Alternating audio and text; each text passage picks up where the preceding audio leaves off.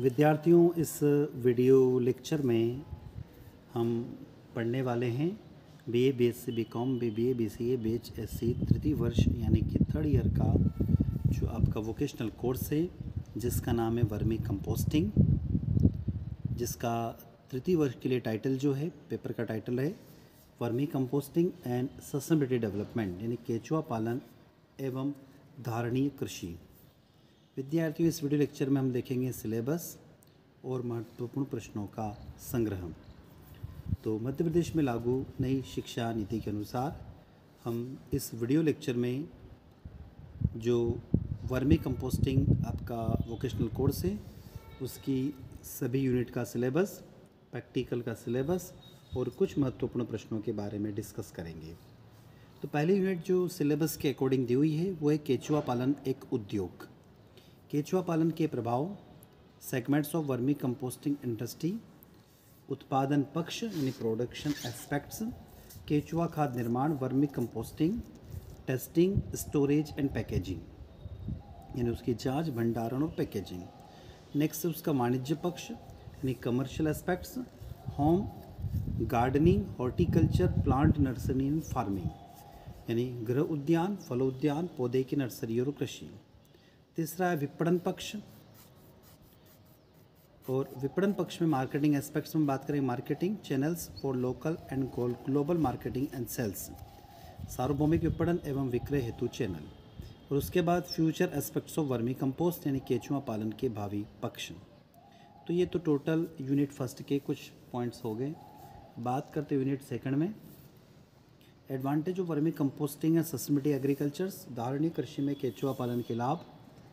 Second unit का heading है, इसका पहला पॉइंट दिया हुआ vermi composting as sustainability tools for environmental equilibrium, पर्यावरण संतुलन के लिए केचुआ खाद एक सतत साधन। उसके बाद 2.2 दिया हुआ जैविक कृषि के अपशिष्ट के चक्रीकरण हेतु केचुआ खाद एक प्रभावी विकल्प। और उसके बाद दिया हुआ 2.3 में केचुआ पालन और मिट्टी की सूक्ष्मजीविता और विविधता। 2.4 में दिया हुआ मिट्टी की गुणवत्ता में सुधार हेतु केचुआ पालन, vermi composting for a improvements in soil quality.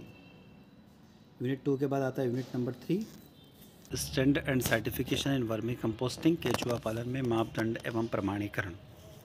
इसका 3.1 दिया हुआ है quality criteria of vermi compost, केचुआ खाद के गुणवत्ता मानदंड।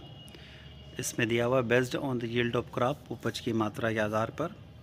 Based on availability nutritions in vermi compost, केचुआ खाद में उपलब्ध पोषक तत्वों के आधार पर।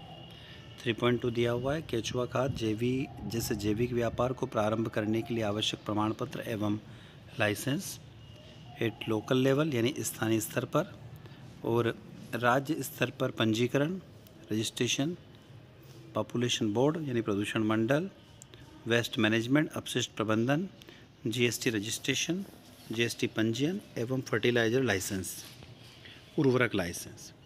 3.3 दिया हुआ है केचुआ खाद के निर्यात हेतु आवश्यक गुणवत्ता मानदंड एवं आवश्यक प्रमाणन license, quality criteria and requirement certification license for export of a vermi compost.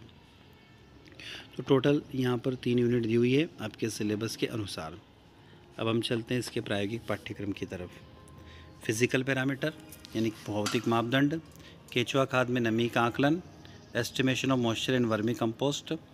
1.2 दिया हुआ estimation of bulk density of vermi compost, केचुआ खाद में थोक घनत्व का आकलन। 1.3 एस्टिमेशन ऑफ पीएच वैल्यू, केचुआ खाद की पीएच वैल्यू का आकलन।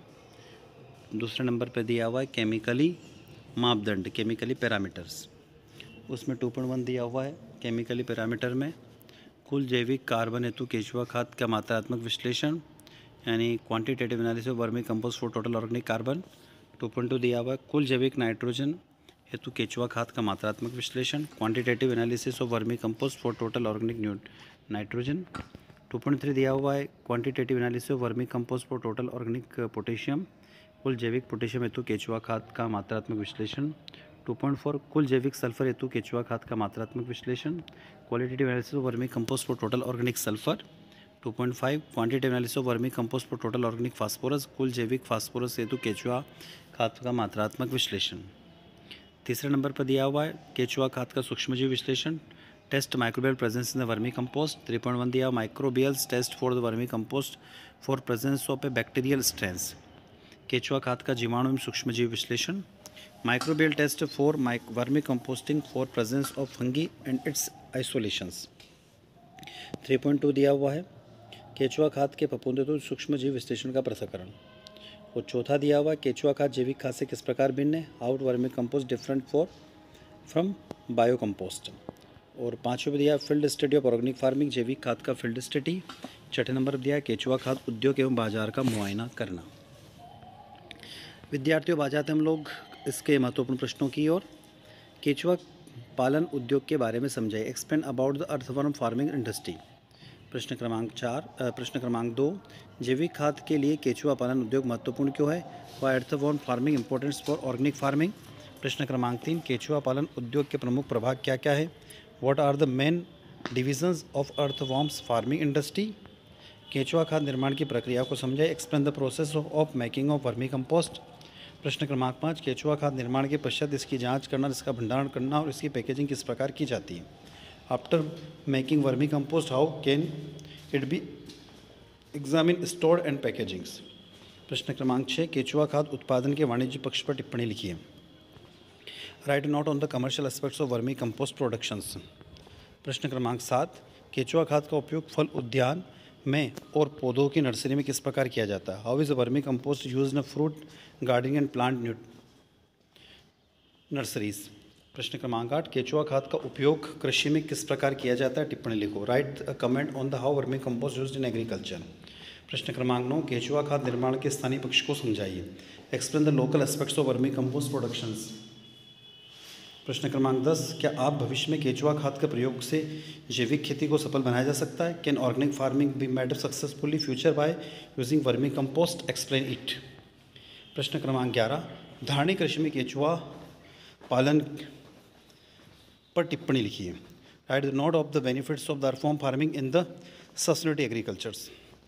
प्रश्न क्रमांक 12 केचुआ को किसान का मित्र क्यों कहा जाता है, why is earthworm called farmer friends. प्रश्न क्रमांक 13 पर्यावरण संतुलन को बनाए रखने के लिए केचुआ खाद किस प्रकार महत्वपूर्ण है, how is vermi compost importance for maintaining environmental balanced. प्रश्न क्रमांक 14 जैविक कृषि में अपशिष्टों के चक्रीकरण हेतु केचुआ खाद एक प्रभावी विकल्प है, टिप्पणी लिखो। Vermi compost is an effective alternative for recycling the waste of organic agriculture, write a comments. क्या केचुआ पालन से मिट्टी की सूक्ष्मजीव विविधता बनी रहती है, does earthworm farmings maintain soil microbials diversity. प्रश्न क्रमांक 16 मिट्टी की गुणवत्ता में सुधार हेतु केचुआ पालन कितना महत्वपूर्ण है, how important earthworms farmings for improving soil qualities. प्रश्न क्रमांक 17 क्या केचुआ खाद के उपयोग से मिट्टी गुणवत्ता को बनाया जा सकता है, can the quality of soil be maintain by the use of the vermi compost. प्रश्न क्रमांक 18 मिट्टी में सूक्ष्म जीवों को सुव्यवस्थित करने के लिए केचुआ खाद किस प्रकार महत्वपूर्ण है, how is the vermi compost important for the maintaining the micro organism in the soil. प्रश्न क्रमांक 19 केचुआ पालन में किन किन मानदंडों का प्रयोग करना चाहिए, which parameter should be used in the form rearings. प्रश्न क्रमांक 20 केचुआ खाद का प्रमाणीकरण कहाँ से लिया जाता है, where can certification of vermi compost be obtained. प्रश्न क्रमांक 21 केचुआ खाद की गुणवत्ता का निर्धारण किस प्रकार किया जाता है, how is the quality of vermi compost determine. कृषि में उपज की मात्रा के आधार पर केचुआ खाद का उपयोग किस प्रकार किया जाता है, how is vermi compost use in agriculture depending on the quality of product produced. प्रश्न क्रमांक 23 केचुआ खाद में उपलब्ध पोषक तत्वों के आधार पर अलग अलग फसलों में केचुआ खाद का उपयोग कैसे किया जाता है, how is earthworm manure use different crops depending on the nutrition available on earthworm manures. प्रश्न क्रमांक 24 केचुआ खाद निर्माण करने के लिए आवश्यक प्रमाण पत्र एवं लाइसेंस कहाँ से प्राप्त करना होते हैं। प्रश्न क्रमांक 25 स्थानीय स्तर पर केचुआ खाद निर्माण करने के लिए क्या क्या सावधानी रखना होगी। प्रश्न क्रमांक 26 केचुआ खाद का निर्माण राज्य स्तर पर करने के लिए उसका पंजीकरण, प्रदूषण मंडल, अपशिष्ट प्रबंधन, जीएसटी पंजीयन एवं उर्वरक लाइसेंस कहाँ से प्राप्त किए जाएंगे। प्रश्न क्रमांक 27 केचुआ खाद निर्यात हेतु आवश्यक मानदंड क्या होते हैं, what are the standard required for exports of vermi compost. Question number 28 केचुआ खाद में नमी का आकलन किस प्रकार किया जाता है, how can be moisture and vermi compost be assessed. 29 केचुआ खाद की भौतिक और रासायनिक माप दंड किस प्रकार तैयार किया जाता है? How are the physical and chemical parameter of the vermi compost prepared? प्रश्न क्रमांक 30, केचुआ खाद का मात्रात्मक विश्लेषण किस प्रकार किया था? How is the qualitative analysis of vermi compost done? प्रश्न क्रमांक 31, केचुआ खाद में सूक्ष्म जीवों का विश्लेषण करने की तकनीक को समझाइए। Explain the techniques analyse micro organism in the vermi compost. प्रश्न क्रमांक 32, केचुआ का जैविक खाद से किस प्रकार भिन्न है? How is earthworm different from the organic fertiliser? 33 प्रश्न क्रमांक, केचुआ खाद का फफूंद हेतु सूक्ष्म जीव विश्लेषण पृथक्करण किस प्रकार किया जाता है? प्रश्न क्रमांक 34, रासायनिक खाद और केचुआ खाद में अंतर लिखिए। Write the difference between chemical fertiliser and vermi compost. प्रश्न क्रमांक 35, केचुआ खाद तैयार करने के लिए क्या क्या सावधानी रखना होगी? What precautions need to be taken to prepare vermi compost? तो विद्यार्थियों, ये था आपका तृतीय वर्ष का वोकेशनल कोर्स यानी व्यावसायिक पाठ्यक्रम, यानी वर्मी कंपोस्ट जो आपका सिलेबस है तृतीय वर्ष का, उसका इस वीडियो के माध्यम से हमने सिलेबस देखा, प्रैक्टिकल का सिलेबस देखा और 35 महत्वपूर्ण प्रश्नों के बारे में हमने डिस्कस किया।